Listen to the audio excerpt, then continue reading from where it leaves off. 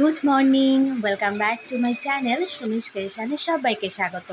আশা করছি সবাই ভালো আছো, সুস্থ আছো, আমরাও রয়েছি। আরও একটা নতুন দিনে, আরও একটা নতুন ব্লগে সবাইকে অনেক অনেক ভালোবাসা, অনেক অনেক শুভেচ্ছা জানিয়ে আরও একটা নতুন ব্লগ শুরু করে দিয়েছি। এখন বাজে সকাল 6টা। এখন থেকে আজকের ব্লগটা শুরু করেছি। এখন যাব ছাদে, টবগুলো তুলে দেব। এই কারণে তুলে দেব, এত বৃষ্টি হচ্ছে, তো আজকের মনে হচ্ছে যে পরিষ্কার রয়েছে, তো সেই কারণে টবগুলো তুলে দেবো।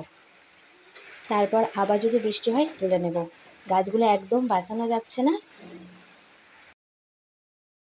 তারপর মামার আজ স্কুল আছে, আজকে লাস্ট পরীক্ষা, আজ খেলাধুলা আর পিটি রয়েছে, তো সেই জন্য নিয়ে যেতে হবে। তারপরে বাবুকে ডাক্তার দেখানো রয়েছে, তো মোটামুটি অনেক কাজ আছে। চলো দেখতে থাকো, সঙ্গে থাকো, অবশ্যই তোমাদের ভালো লাগবে। প্রথম থেকে দেখার অনুরোধ রইল, চলো দেখতে থাকো।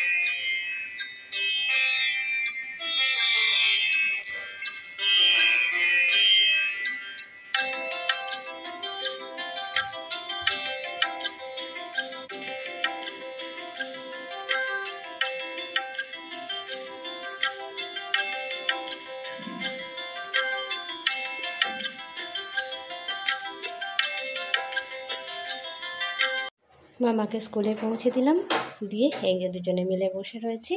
এরপরে বাবুকে নিয়ে যাব ডাক্তারখানায়। তো দেখে রেখেছি এটা অন্য ডাক্তারকেই দেখাবো, কারণ এই ডাক্তারটা হচ্ছে তোমার মেডিকেল, মানে বর্ধমানে মেডিকেল এতে ডক্টর, তো সেই কারণে ওই ডাক্তারকেই দেখাবো। আর বাবু দেখো এই ক্যামেরার মধ্যে নিজের চোখ মুখটা দেখছে, দেখো কেমনভাবে বসে গেছে। যাই হোক, চলে এসেছি একদম চেম্বারে।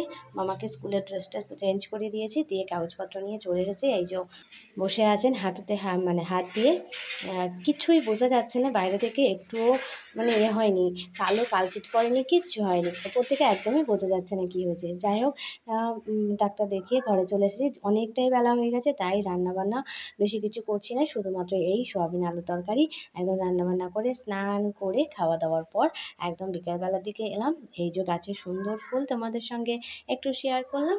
তারপরে বিকালবেলার দিকে দেখি আবার কি খায় রাত্রেবেলায়। ও তো আবার রাত্রিবেলায় সেরকম কিছু খেতেও চায় না। এই যে বিকেলবেলা একটুখানি জানলার কাছে বসে একটু টাইম স্পেন্ড করা।